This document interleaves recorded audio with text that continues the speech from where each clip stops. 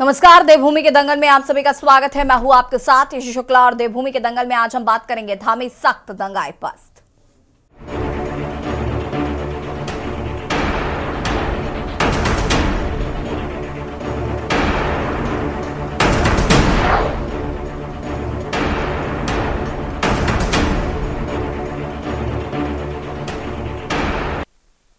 हल्द्वानी में हुई हिंसा को सप्ताह भर से ज्यादा का समय बीत गया है। 8 फरवरी को हुई इस हिंसा के बाद हल्द्वानी में हालात अब तक सामान्य नहीं हो पाए। हालांकि इस घटना के बाद सरकार ने हल्द्वानी शहर के बाहरी इलाकों से तो कर्फ्यू हटा लिया है, लेकिन बनफूलपुरा क्षेत्र में लागू किया गया है। वहीं सरकार की ओर से लगातार प्रभावितों तक राहत सामग्री पहुंचाई जा रही। हल्द्वानी में उपद्रव के बाद सरकार ने शांति व्यवस्था को कायम रखने के लिए फोर्स की संख्या को बढ़ाकर 1100 से 1700 कर दिया है। अब तक जवान 16-16 घंटे ड्यूटी कर रहे थे। फोर्स आने के बाद अब जवानों को 8-8 घंटे ही ड्यूटी करनी होगी। सरकार ने बनफूलपुरा की सुरक्षा व्यवस्था अर्धसैनिक बल के हवाले कर दिया है। वहीं उत्तराखंड पुलिस अब आरोपियों की तलाश में जुट गई है। पुलिस ने अब तक 36 से ज्यादा दोषियों को गिरफ्तार किया, जबकि सीसीटीवी और अन्य की मदद से आरोपियों की तलाश की जा रही। वहीं राज्य के मुख्यमंत्री धामी का कहना है कि दोषियों को बख्शा नहीं जाएगा। जिसने भी राज्य का माहौल खराब किया उसकी जगह सलाखों के पीछे है। वहीं मुख्यमंत्री ने बनफूलपुरा में अतिक्रमण स्थल का थाना खोलने की घोषणा की। मुख्यमंत्री की घोषणा के 24 घंटे के बाद ही बनफूलपुरा में चौकी का उद्घाटन कर दिया गया। हल्द्वानी हिंसा में घायल महिला पुलिसकर्मियों ने चौकी का उद्घाटन किया। वहीं इस घटना को लेकर राज्य में सियासत लगातार जारी है। कांग्रेस समेत तमाम विपक्षी दलों ने इस मामले की न्यायिक जांच की सरकार से मांग की है। इसके साथ ही नैनीताल जिले के जिलाधिकारी और एसएसपी को तत्काल निलंबित करते हुए पद से हटाए जाने की भी मांग की गई है। कांग्रेस का आरोप है कि सरकार जानबूझकर एक विशेष धर्म को चुनाव से पहले टारगेट करने की कोशिश कर रही है। वहीं कांग्रेस से जिला प्रशासन की कार्रवाई पर सवाल उठाते हुए कहा कि जब मामला कोर्ट में विचाराधीन है तो फिर ध्वस्तीकरण की कार्रवाई क्यों की गई। सवाल यह है कि क्या हल्द्वानी हिंसा सुनियोजित षड्यंत्र की साजिश थी। आज इसी मुद्दे पर चर्चा करेंगे, उससे पहले रिपोर्ट।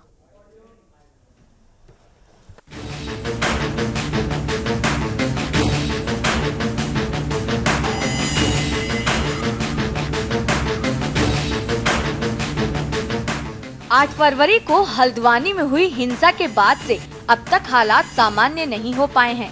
हालांकि हल्द्वानी में स्थिति पहले से बेहतर है, लेकिन पुलिस का पहरा और क्षेत्र में तनाव अब तक कम नहीं हुआ।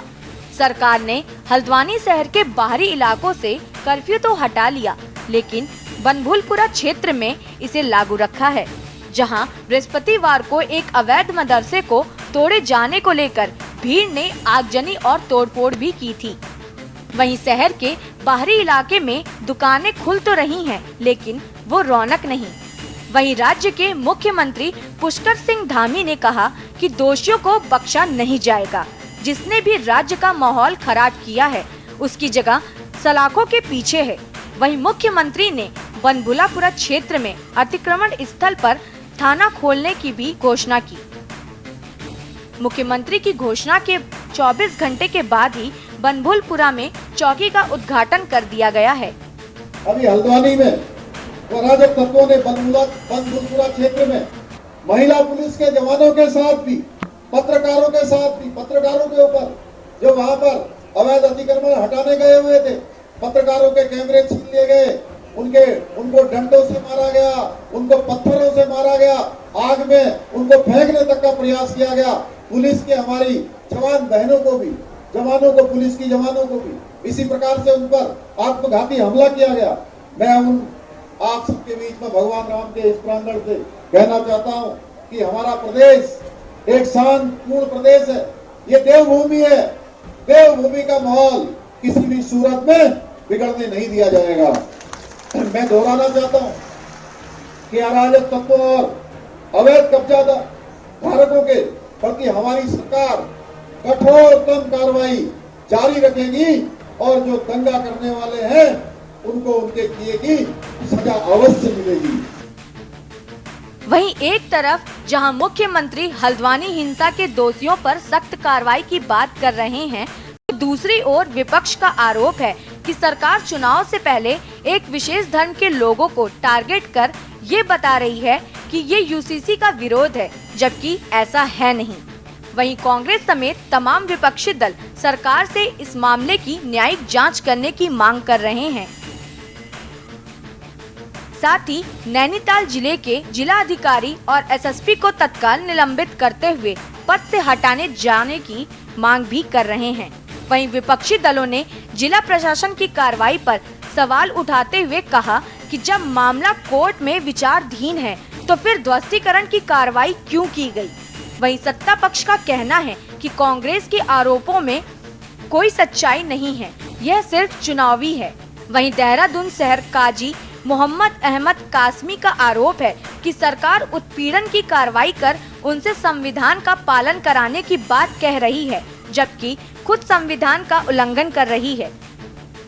देखिए, सीएम साहब जो हैं वो बड़े आदमी हैं, तो बड़े आदमी की बातें इसी किस्म की होती हैं आज के हिंदुस्तान में। मैं तो सिर्फ ये कहना चाहूँगा, और आप इसको खूब अच्छी तरीके से समझ लीजिए। आपने एक संविधान, एक कानून तैयार किया, हमें कहते हैं, एक कौम को कहते हैं अलग से कि उस पर अमल करो, और जो आपने तैयार किया आप अमल ना करें, क्या ये कानून के खिलाफ नहीं हुआ जो कुछ हुआ? जब ये आपने फरमाया कि मतलब जब उसमें 14 तारीख लगी हुई थी, समझे, और वो कोर्ट का मसला था, तो क्या ये कानून के खिलाफ नहीं किया?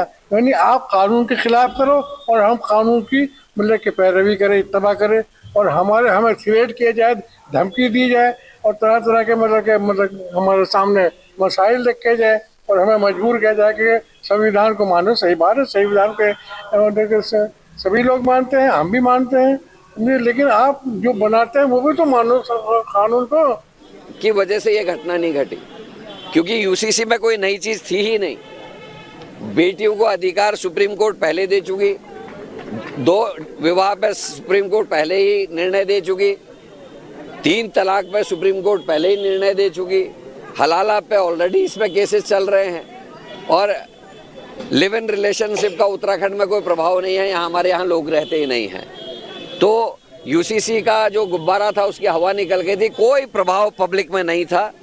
इसलिए सरकार को ये लगा जो ये हिंदू मुसलमान का नैरेटिव सेट करने की काफ़ी समय से कोशिश करे, वो नहीं हुआ, इसलिए बनभूलपुरा को टारगेट किया गया। जिस दिन जिन लोगों ने प्रॉपर्टी को सील करने में मदद की थी, वो लोग जिस दिन हल्द्वानी में नहीं थे, वो लोग मेरठ में अपने किसी धर्मगुरु की मृत्यु पे गए हुए थे, उसी दिन को चुनना, समय का 4 बजे का चुनना अपने आप में शंका पैदा करता है। इसीलिए हमने हाईकोर्ट के सिटिंग जज से इसकी जांच करने की मांग की है। इतना बड़ी दुखद और दुर्भाग्यपूर्ण है, उत्तराखंड जैसे शांत क्षेत्र में इस तरीके की घटना नहीं हुई। 5 से 7 लोग जैसे प्रशासन बता रहे हैं मारे भी गए हैं। केंद्र सरकार कहती है हम सबको आवास उपलब्ध कराएंगे, लेकिन उसको उजाड़ने का काम किया जाता है, बुलडोजर चलाया जाता है। और दुखद ये है कि तारीख लगी हुई थी 14 हाई कोर्ट में, 8 तारीख को हाई कोर्ट ने ये कहा, आपने उसका इंतजार किए बगैर, और वो भी शाम के समय, जबकि जाड़ों में बहुत जल्दी अंधेरा हो जाता है, आप बुलडोजर लेके चले गए। आप वहाँ के मुअज्जिज लोग जो सीनियर लोग थे उनसे बातचीत करते, शांतिपूर्ण तरीके से इस मामले का हल निकालते, लेकिन मुझे लगता है ये सरकार और प्रशासन की पूरी असफलता है, और उससे प्रदेश का माहौल और फिजा बिगड़ी है। उनका काम है, उनके पास कुछ मुद्दा बचा नहीं है, तो कांग्रेस इस प्रकार की चीज़ें देखती रहती है। और कांग्रेस आज राजनीति की इस निम्नता पर आ गई है कि जिस कांग्रेस का इतिहास आप देखेंगे, जो उसने प्रभु राम को नहीं छोड़ा, प्रभु राम काल्पनिक थे ये तक कांग्रेस ने बोला, तो ये कांग्रेस इस प्रकार की चीज़ें करती रहती है, इससे कुछ होने वाला नहीं है। उत्तराखंड की जनता और देश की जनता समझती और जानती है कि इस पार्टी, कौन सी पार्टी क्या काम करती है, कौन सा दल उनके लिए काम करता है और कौन सी सरकारें उनके लिए काम करती हैं। इसी का प्रतिफल है कि भारतीय जनता पार्टी की दोबारा सरकार उत्तराखंड में आई, और आने वाले भविष्य में मैं कह सकता हूँ कि कांग्रेस कहीं नहीं है, भारतीय जनता पार्टी फिर से लोकसभा चुनाव भी जीतने वाली। कुछ भी कर ले, कुछ भी राजनीति कर ले, कुछ होने वाला है। कुल मिलाकर हल्द्वानी हिंसा को भले ही सप्ताह भर से ज्यादा का समय हो गया है, लेकिन हालात अब तक सामान्य नहीं हुए हैं। वहीं हल्द्वानी में हुई हिंसा अपने पीछे कई सवाल भी खड़े कर गई है। सवाल ये है कि आखिर किसने उत्तराखंड के माथे पर ये हिंसा का बदनुमा दाग लगाया है। सवाल ये है कि आखिर क्यों शासन प्रशासन ने पहले से सुरक्षा व्यवस्था को पुख्ता इंतजाम नहीं किए। सवाल ये है कि आखिर जब ये मामला कोर्ट में विचाराधीन है, ऐसे में सुनवाई से पहले ही ध्वस्तीकरण की कार्रवाई क्यों की गई। सवाल ये भी है कि आखिर इस हिंसा की आग के पीछे सियासी रोटियां कौन सेक रहा है। Uttarakhand desk report. और यहाँ पर जिस तरीके से हल्द्वानी हिंसा को लेकर धामी सरकार सख्त नजर आ रही है, उसको लेकर कहीं ना कहीं विपक्ष कई सवाल खड़े कर रहे हैं कि एक विशेष समुदाय को टारगेट कर रही है और कहीं ना कहीं जो लोकसभा चुनाव है उनको भुनाने की कोशिश की जा रही है। लेकिन क्या जिन दंगाइयों ने इस तरीके का हल्द्वानी में हमला किया उनको इस तरीके से प्रोटेक्ट करना या उनके बारे में कहना क्या ये जायज़ है? आज हम इसी पर चर्चा करेंगे और मेहमान हमारे साथ जुड़े हुए हैं। आशीष नौटियाल जी प्रदेश प्रवक्ता कांग्रेस से हमारे साथ जुड़े हुए हैं। संगीता शर्मा जी पूर्व प्रदेश प्रवक्ता आम आदमी पार्टी से हमारे साथ जुड़े हुए हैं। आप दोनों का बहुत बहुत स्वागत। और भी लोग हमारे साथ जुड़ेंगे। फिलहाल शुरुआत आशीष जी आपके साथ करते हैं। कांग्रेस कह रही है कि एक विशेष समुदाय को यहाँ पर बीजेपी टारगेट करने की कोशिश कर रही है, लेकिन जो हल्द्वानी में हिंसा हुई या जिस तरीके से पत्थरबाजी हुई, जिस तरीके से यहाँ पर बम फेंके गए, इन सबको जायज कैसे ठहराया जा सकता है? दंगाई कोई भी हो, किसी भी वेश में हो, चाहे वो हिंदू हो या मुसलमान, इस बात से क्या फर्क पड़ता है? देखिए मैडम, ये जिसने भी इस तरीके का दंगा किया, जिसने इस तरह पत्थर फेंके, ये बेदिमाग लोग हैं। उन पे इतनी समझ नहीं है। आज पत्थर फेंकेंगे तो कल को पकड़े भी जाएंगे। कहाँ जाओगे आप देश छोड़ के? देश छोड़ के तो कहीं नहीं जा सकते। लेकिन इनके पीछे मास्टरमाइंड कौन है? किसने सोचा कि दंगों से फायदा हम ले सकते हैं? इस तरह के दंगा कराने के पीछे था कौन? अभी आपके चैनल के माध्यम से आप लोग खुद बता रहे हैं कि जब विचाराधीन था हाई कोर्ट में ये मामला, तो सरकार को इतनी जल्दबाजी क्या थी? इतनी जल्दी क्या था कि 4 दिन पहले ही वहां पे जाना है और शाम के टाइम पे जाना है? तो इसके पीछे कहीं ना कहीं मैडम मास्टरमाइंड कोई और है और उसका खुलासा होना बहुत जरूरी है। सिर्फ हाकम सिंह जैसे लोगों तक हाथ जाना जरूरी नहीं है।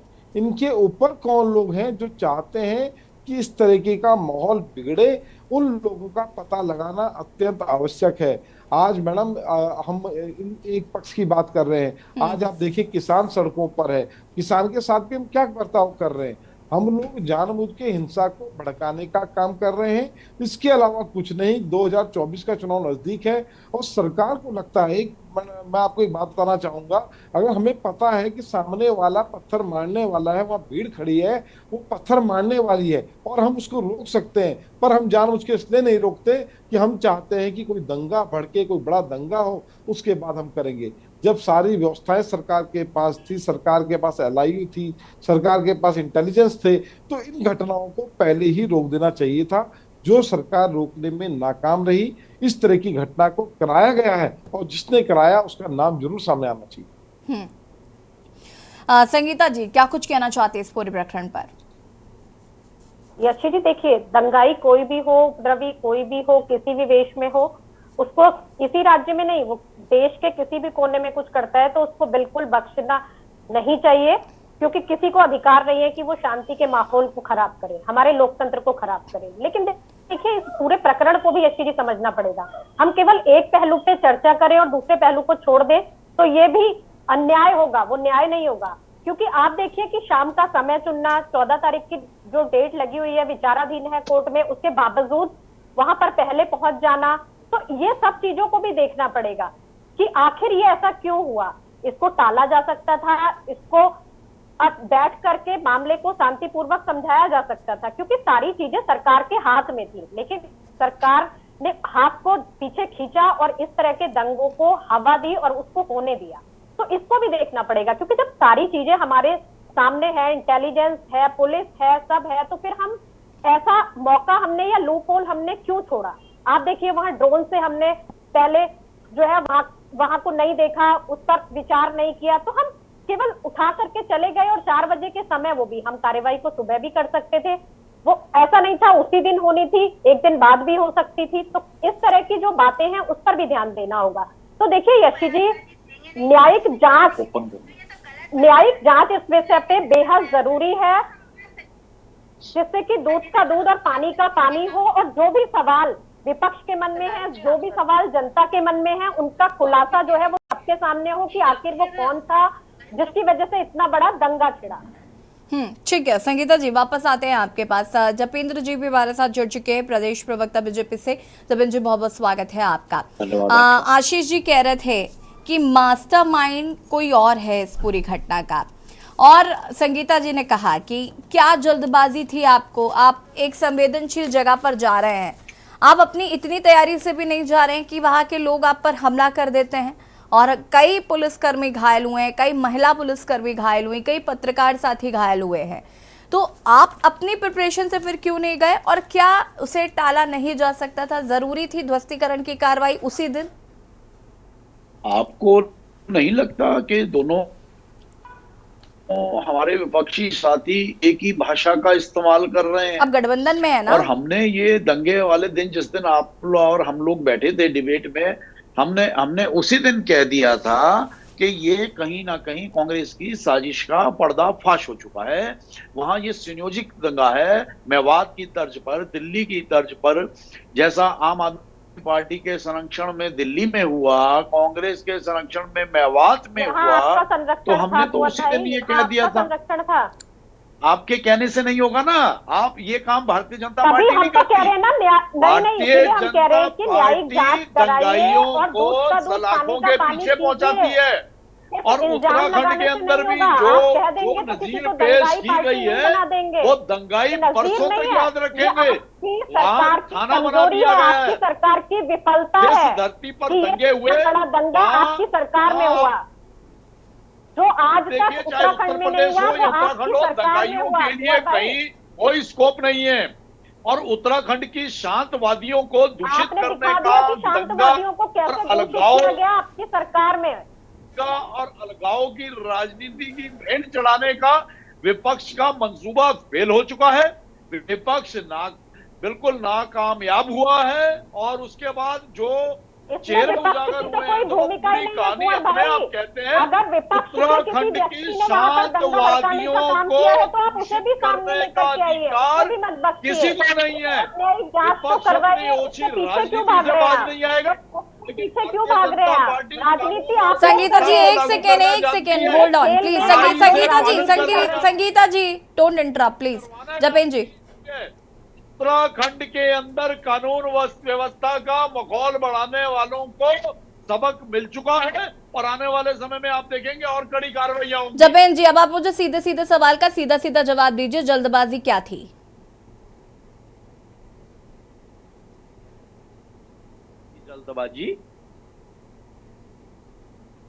जल्दबाजी की आप बात कर रही हैं। हम उस जल्दबाजी की बात कर रहे हैं जिसकी वजह से ये हिंसा हुई। हम उस जल्दबाजी की बात कर रहे हैं। ध्वस्तीकरण कार्रवाई इतनी क्या जरूरी थी? जब हाईकोर्ट में मामला विचाराधीन था तो क्या हाईकोर्ट की टिप्पणी का इंतजार नहीं किया जा सकता था?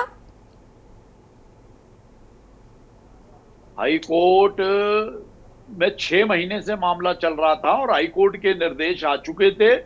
दंगाइयों को बता दिया गया था कि ये भूमि पे अतिक्रमण है और इस अतिक्रमण की भूमि को जिस तरह से पूरे प्रदेश के अंदर अतिक्रमण के खिलाफ कार्रवाई चल रही थी, कहीं कोई ऐसी घटना नहीं हुई। तो ये हल्द्वानी में ही क्यों हुई? क्योंकि हल्द्वानी में बहुत सुनियोजित ढंग से दंगाई अपनी तैयारी करके बैठे थे। पेट्रोल बम कहां से आ गए? जबेन जी, हाईकोर्ट में मामला विचाराधीन नहीं था। हाईकोर्ट में मामला विचाराधीन नहीं था। और पत्थर कहां से चले गए? तो ये एक इशारा नहीं करते कि विपक्ष कितना नीचे गिर चुका है। विपक्ष आज को अपने स्वार्थ की राजनीति को पूरा करने के लिए किस नीचता की हद पे आ गया है, इसका पर्दाफाश हो चुका है। 1.5 महीने से कार्रवाई चल रही थी, पूरे प्रदेश में चल रही थी, कहीं कोई घटना नहीं हुई। वहां दंगाइयों को भी पता था कि हाईकोर्ट से उनके निरस्त हो गई है उनकी पिटीशन। हाईकोर्ट ने क्लियर कह दिया कि यह अतिक्रमण की भूमि है, सरकारी भूमि है, इसे खाली करना पड़ेगा। उसके बाद यह घटना क्या बताती है? वहां कांग्रेस दंगे को सुनियोजित करने में लगी हुई थी, आम आदमी पार्टी लगी हुई थी।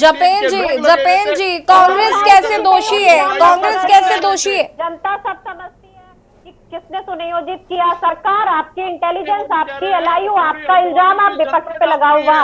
तालियां बजानी चाहिए आपके इस बात पे। तो जनता कि आपकी सरकार सब कुछ आपका, लेकिन विपक्ष फिर भी कर जाता है। एक सुनियोजित दंगा था और विपक्ष की इसमें पूरी भूमिका थी। यशी जी, मेरा बस एक सवाल है कुंवर भाई से। विपक्ष ऐसे दंगे कराना चाहता है तो इनकी सरकार, इनका इंटेलिजेंस क्या कर रहा है? ये विपक्ष से दंगे करवाने देंगे? उत्तराखंड का माहौल खराब करने देंगे? अगर ये विपक्ष पे ही इल्जाम लगा रहे हैं तो ये कितनी विफल सरकार है जिसको यही नहीं पता कि कोई भी दंगे करा ले। हमने ये नहीं सोचा था कि इनकी तर्ज पर आप उत्तराखंड को भी शिकार बना सकते हैं। हमने ये नहीं सोचा था।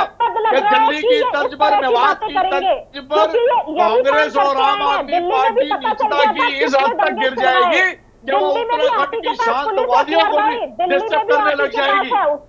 आम आदमी पार्टी के पास दिल्ली में पुलिस नहीं है कुंवर भाई। चलिए, आप कैसी ठीक है। बातें कर रहे हैं? जो सुन रहे ठीक हैं है, वो भी ठीक सोच ठीक रहे हैं। ठीक। जपेंद्र जी आती हूँ मैं, इसके बाद आशीष नौटियाल जी आपका रुख करेंगे, चर्चा को आगे बढ़ाएंगे। जपेंद्र जी अभी कई आरोप विपक्ष पर लगा रहे थे, खासकर कांग्रेस पर, कि दंगाइयों को भड़काने का काम कांग्रेस कर रही है। देखिए मैडम, भारतीय जनता पार्टी किसी भी स्तर तक गिर सकती है। अभी आपके चैनल के माध्यम से आप दिखा रहे हैं गांव चलो अभियान चल रहा है। ये वही लोग हैं मैडम जब जिनकी माता जी का स्वर्गवास हो जाता है पर इन पे समय नहीं होता कि वो अपनी माता जी को देखने जा सके अंतिम समय में। लेकिन आज जब राजनीति करनी है तो गांव चलने के लिए सबके सब तैयार हो गए। अरे जनता को भी समझना चाहिए, और मेरे ख्याल से जनता समझेगी कि आप लोग सिर्फ राजनीति के लिए तो हर जगह तैयार हैं और वैसे आप नहीं आ सकते, वैसे आप पे समय नहीं है। तो किस तरीके के लोग हैं ये भारतीय जनता पार्टी वाले, और कह रहे हैं कि कांग्रेस ने किया। चलो मान के कांग्रेस ने ही किया आप कहते हैं, तो जांच तो कराओ, पता तो लगे वो आदमी है कौन जिसके इशारे पे इतना बड़ा काम हो गया, जिसके कारण दिखे। उस चेहरे को सबके सामने आना चाहिए, चाहे वो चेहरा कांग्रेस का हो, चाहे बीजेपी का हो, चाहे आम आदमी पार्टी का हो। इस तरीके की मानसिकता वाले लोग बर्दाश्त नहीं किए जाने चाहिए। और सिर्फ इल्जाम लगा देना कि बिना जांच के आप कांग्रेस को बोलते हैं, आप आम आदमी को बोलते हैं, आएंगे जपेंद्र जी। हम ये नहीं कह रहे हैं कि बीजेपी ने किया, हम बिल्कुल नहीं कह रहे। हम कह रहे हैं इस सब षड्यंत्र के पीछे जो मेन नेता है जिसके इशारे पे ये काम हुआ, उसको पकड़ा जाना चाहिए, चाहे वो नेता किसी पार्टी का हो, चाहे कितना बड़ा हो, जितना दम रखता हो, इससे कोई फर्क नहीं पड़ता। हमने अगर एक बार भी आपको कहा कि कांग्रेस को नेता को मत पकड़ना, तो फिर बोले कांग्रेस बार बार क्यों बोल रही है कि सिटिंग जज से इसकी जांच कराएं, क्यों बोल रहे हैं? हम कहते अगर हमारा आदमी होता तो हम कहते भाई इसकी जांच से रहने दो, इसकी जांच मत होने दो। हम तो कह रहे हैं जांच कराना, और भारतीय जनता पार्टी कह रही है जांच ही नहीं कराएंगे, हम एपी खत्म कर देते हैं। इतनी बड़ी घटना को एक इवेंट बनाने का काम आप लोग कर रहे हैं।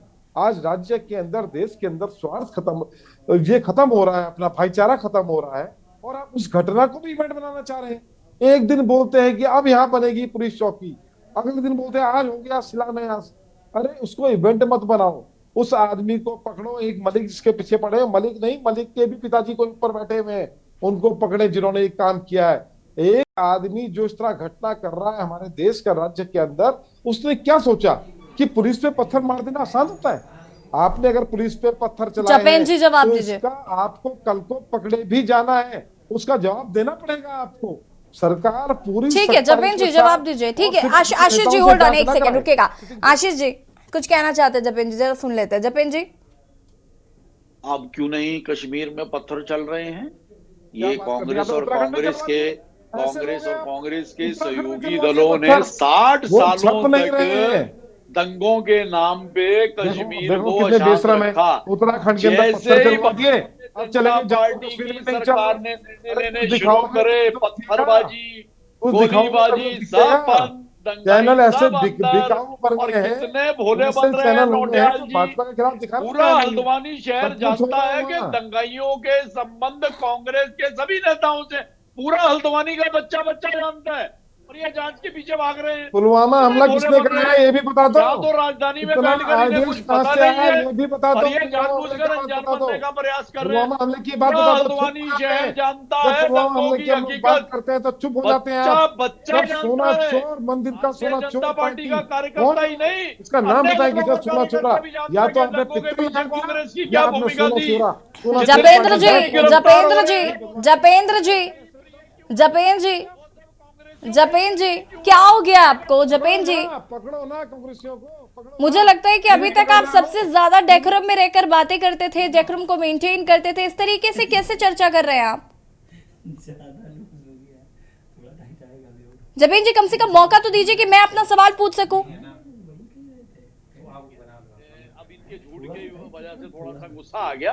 आप सवाल कीजिए। जपेंद्र जी क्रोध पर थोड़ा सा काबू रखिए, ठीक है।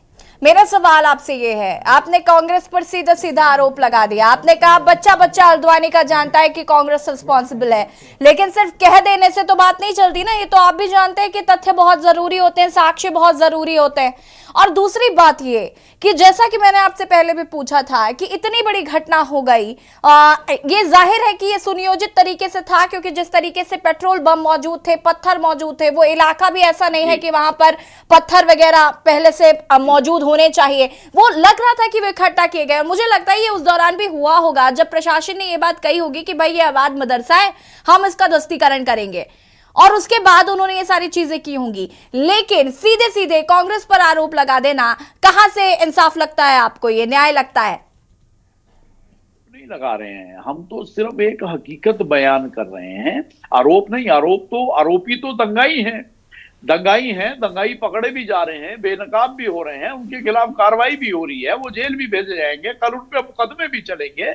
लेकिन वो सारे दंगाई कांग्रेस के नेताओं के ही करीबी क्यों थे, ये एक सवाल है। और जिस सवाल को यहाँ हमारे भोले भाले नौटियाल जी नकारने का काम कर रहे हैं, पूरा हल्द्वानी शहर जानते हैं। हमने कहा बच्चा बच्चा जानता है, क्योंकि वो सब बाहर के तो है नहीं।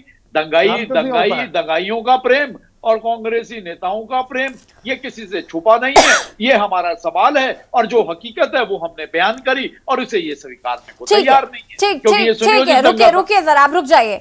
आशीष नौटियाल जी, क्यों दंगाइयों का साथ दे रहा है विपक्ष? क्यों आप बार बार ये कह रहे हैं कि सरकार जो है वो एक विशेष समुदाय को टारगेट कर रही है? मैंने प्रीवियस में भी आपसे यही सवाल पूछा, लेकिन आपने दाएं बाएं बात घुमा दी।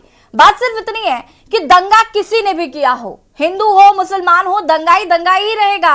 आप कैसे कह सकते हैं कि ये किसी एक विशेष समुदाय को टारगेट कर रहे हैं? दंगाई के लिए तो मैडम हमने कभी अच्छा कहा ही नहीं। दंगा तो बर्दाश्त ही नहीं होना चाहिए, किस तरह बर्दाश्त किया जा रहा है। और हमने ये नहीं बोला अगर वो नेता नहीं। और मुझे एक सवाल और फिर आप कंटिन्यू करिएगा। एक सवाल और, क्या अवैध निर्माण को हटाना सरकार का दायित्व नहीं है?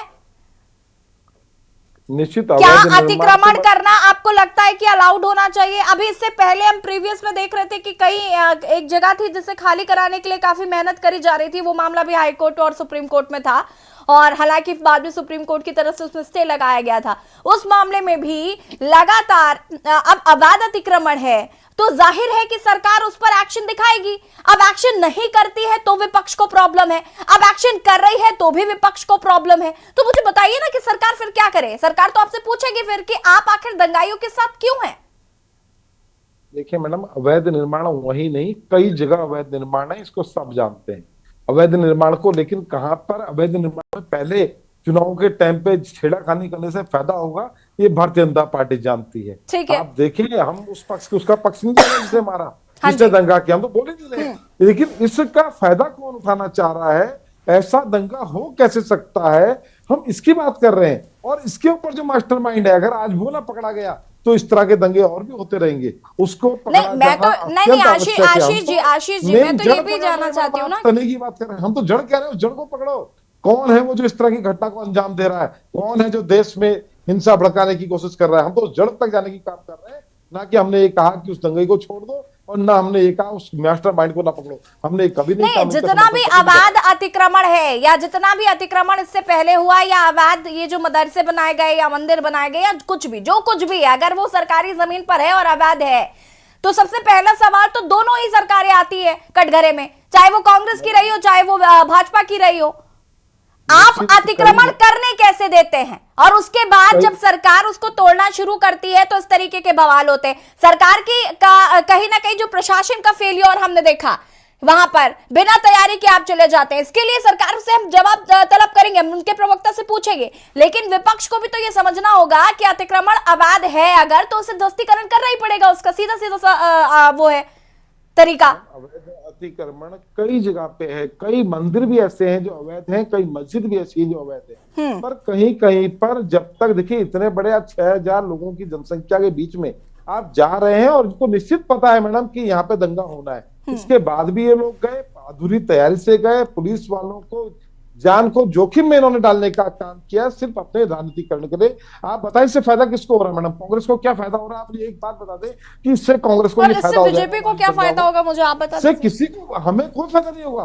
इन दंगाओं का फायदा भारतीय जनता पार्टी उठाती है। ये तो हमारे कुंवर भाई वही कुंवर भाई हैं जो एक दिन कह रहे थे कि मदरसों में बच्चों को पढ़ाना चाहिए। इन्होंने एक दिन मदरसों की पैरवी भी करने का काम कर रहे थे जब उत्तराखंड के अंदर हिंदू बच्चे मदरसों में पढ़ रहे थे और हम इसका विरोध कर रहे थे। मदरसा संस्कृति पढ़ाने की बात हो रही थी, संस्कृति पढ़ाने की बात हो रही थी और हमारे 750 बच्चे मदरसों में पढ़ रहे हैं। आपने उसका समर्थन किया था कि वहां हमने जो है पढ़ाई का स्टैंडर्ड बढ़ा दिया, इसलिए मदरसों में बच्चों को पढ़ाना जरूरी हो गया है। हाँ। आप उसके समर्थन में थे, मैं आशीष जी की बात से सहमत हूँ। सनातनी बच्चा मदरसों में क्यों पढ़ रहा है? बच्चे पढ़ रहे थे और यही सवाल हुआ था और उस वक्त आपने कहा था कि अगर उनके माँ बाप स्वेच्छा से पढ़ाना चाहते हैं तो हमें क्या आपत्ति हो सकती है। निश्चित जपेंद्र भाई यही है, यही जपेंद्र भाई है, आज भी यही है जो हमें बोल रहे हैं। अरे हमारी नहीं आपकी बात हो रही है मान्यवर, हमारी नहीं आपकी बात हो रही है, आपके बयान की बात हो रही है। हमारा बयान आप जाके पीछे सुन लीजिए, आपको पता चल जाएगा क्या बयान। मैं भेज दूंगा आपको बयान। आपने कहा था उन मदरसों का हमने स्टैंडर्ड बढ़ा दिया है, इसलिए हिंदू बच्चे वहां पढ़ रहे हैं जो शिक्षा से पढ़ाना चाह रहे हैं। तो दिक्कत क्या है? हमने इसका विरोध किया था कि सनातनी बच्चे वहां क्यों पढ़ रहे हैं। आप वो डिबेट को निकाल लीजिएगा, के न्यूज में डिबेट थी और ना निकाल पाए तो मैं निकाल के आपको दे दूंगा। फिर भी यार लेकिन आशीष जी आप भी तो फंस रहे हैं कि अगर ठीक है आप कैसे कह सकते हैं अगर हिंदू बच्चे मदरसे में पढ़ रहे हैं मदरसों में ये पढ़ा रहे, मदरसों में पढ़ा के खुश ये मदरसों में इनकी सरकार में बच्चों को पढ़ाया जा रहा और मदरसे प्रेमी आप और मदरसे तोड़ो भी रहे हो आप। अब नहीं फिर देखिए आशीष जी फिर नहीं इस तरीके का भरम जाल बनाने की जरूरत नहीं है। अवैध मेरी बात सुनिए ना आशीष जी, मेरा एक साथ सीधा से कहना है कि अगर अवैध है, अब वो चाहे मंदिर हो चाहे वो मस्जिद हो, अगर वो तोड़ा जाना चाहिए तो तोड़ा जाना चाहिए। अब उसके लिए सरकार कितनी तैयारी करती है ये होना चाहिए। अब इसमें मदरसा प्रेम, मंदिर प्रेम, धर्मों को लाकर राजनीति करना ये जस्टिफाइड नहीं है, ये जस्टिफाइड नहीं है, बिल्कुल नहीं है। संगीता जी ठीक, आशीष जी रुकेगा। संगीता जी देखिए यशी जी, अवैध अतिक्रमण जहां भी हो उसे हटना चाहिए, लेकिन आप देखिए कि अवैध अतिक्रमण जिस सरकार के दायरे के अंतर्गत होता है, एक दिन में तो नहीं होता ना यशी जी अवैध अतिक्रमण कि कोई आया और पूरी तरह से एक ही दिन में बस मैंने तो पहले कहा दोनों सरकारी जिम्मेदार है तो उसे प्रशासन होने क्यों देता है।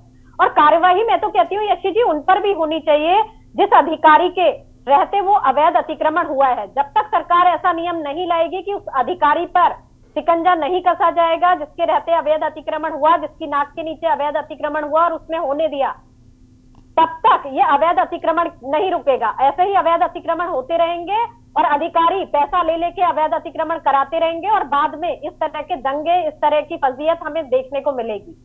तो आप उत्तराखंड में सरकार जब चाहती है कि ये चीजें सुधरे तो वो ऐसा नियम लाए कि जिस अधिकारी के तहत अवैध अतिक्रमण होगा, सरकारी भूमि पर कोई बैठेगा, क्योंकि उसकी जिम्मेदारी है, वो आखिर क्यों बैठे हैं उस डिपार्टमेंट में, और फिर भी ये चीजें हो रही हैं।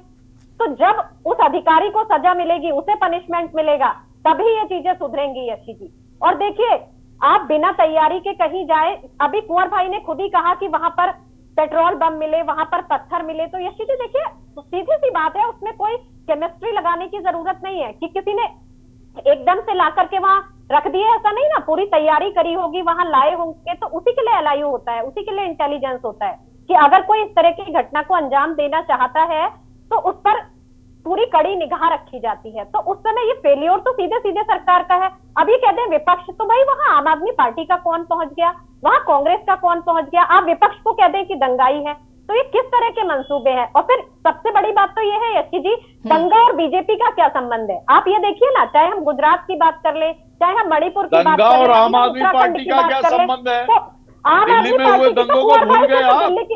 दिल्ली में भी आप ही आपके लोग आज भी सलाखों में पीछे हैं, दिल्ली के दंगे को भूल गए आप। पुलिस प्रशासन आप ही के पास है, वही तो कुंवर भाई, दिल्ली में भी पुलिस प्रशासन आप ही के पास है, तो इनका पुलिस ने सुधार करा ना, हमारी पुलिस ने सुधार करा, लेकिन आपकी सरकार ने और आपके सुधार करती है, यही तो आपकी नाकामी है, यही आपकी नाकामी है। आप दंगा फैला करके दंगा आगे बढ़ाने का काम करा, आप हमेशा दंगा बढ़ाने का काम करते हैं, दोस्त जो धर्म है उनको बांटना चाहते हैं, आप हमेशा यही मंसूबे के साथ इस चीज को आगे बढ़ाते हैं। मैं तो बिल्कुल नहीं मानती कि अगर आपका इंटेलिजेंस, आपका एलआईयू सक्रिय होता तो ये दंगा किसी भी हाल में कुंवर भाई नहीं हो सकता था।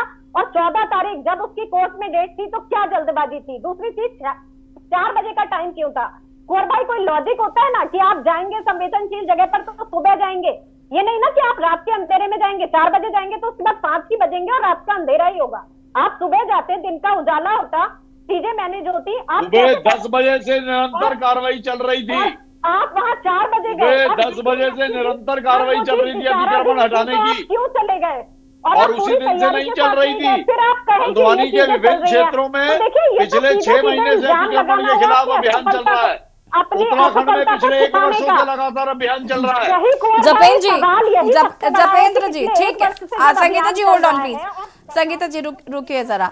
जपेंद्र जी, मेरा सवाल आपसे है कि एक अकेला मलिक इस पूरी हिंसा का जिम्मेदार अकेले कैसे हो सकता है? जपेंद्र जी सुन रहे हैं क्या? एंकर की भी सुन लिया करिए सर, कभी कभी प्रवक्ताओं को ही सुनने लगते हैं आप। जांच कराइए, आप न्यायिक जांच कराइए। जो कांग्रेस का बड़ा नेता है उसे जेल में डालने का संगीता जी, न्यायिक जांच। संगीता जी, मैं वापस आती हूँ। आप मजिस्ट्रेट से जांच कराइए। जपेंद्र जी, मुझे ऐसा लगता है आजकल आपको एंकर की बात सुनाई नहीं पड़ रही है, सिर्फ विपक्ष की ही बातें सुनना चाह रहे हैं आप केवल। अगर आपको ऐसा लगा तो बिल्कुल माफी चाहेंगे। नहीं, मुझे लग रहा है कि आजकल आपको सिर्फ विपक्ष की ही बातें सुनाई पड़ रही है, एंकर को तो आप सुनना ही नहीं चाहते। नहीं, असल में होता क्या है कि जब आप बीजेपी की तरफदारी करने लग जाती हैं या तथ्यों के ऊपर इनकी आंख खोलने का प्रयास करती हैं, तो फिर ये इन्हें लगता है कि शायद आप हमारी तरफ से बोल रहे हैं, तो इसलिए हमें लगता है कि हमें ही काउंटर कर देना चाहिए। चलिए जपेंद्र जी, देखिए फिलहाल मेरा सवाल यह है कि एक अकेला मलिक इस पूरी घटना को अंजाम कैसे दे सकता है? क्या इसमें बहुत सारे, पहली बात, हाँ जी, मैं उसी पर आ रही हूँ कि क्या बहुत सारे लोग इसमें इन्वॉल्व नहीं हैं?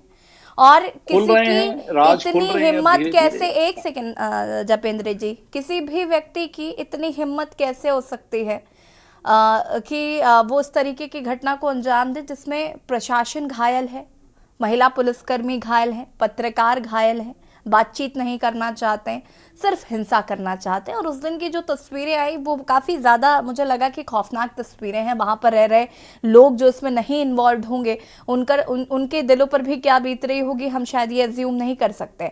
एक अकेला मालिक इसमें नहीं है और हो सकता है कि पॉलिटिकली कुछ लोग इसमें इन्वॉल्व हों, तो इस पर किस तरीके से जांच चल रही है, मैं चाहूंगी कि आप इस पर भी जवाब दें ताकि दर्शक जनता इस बात को समझ सके कि जांच का दायरा क्या है। जांच का दायरा क्या है, ये चीजें तो गोपनीय होती हैं, क्योंकि जांच एजेंसियां जब जांच करती हैं तो और जिन बिंदुओं पर जांच होती है और जब तक वो जांच कंप्लीट ना हो जाए तब तक उसे थोड़ा सा गोपनीयता रखी जाती है। वो तो जांच एजेंसियों का काम है, लेकिन जो इस जांच का एक लब्बो लबाब है, गोपनीय हो जाए कि कभी पन्ने ही ना खुले। पहली बात तो मलिक अकेला नहीं है, मलिक के पीछे और बहुत से लोगों के राज खुलते चले जा रहे हैं।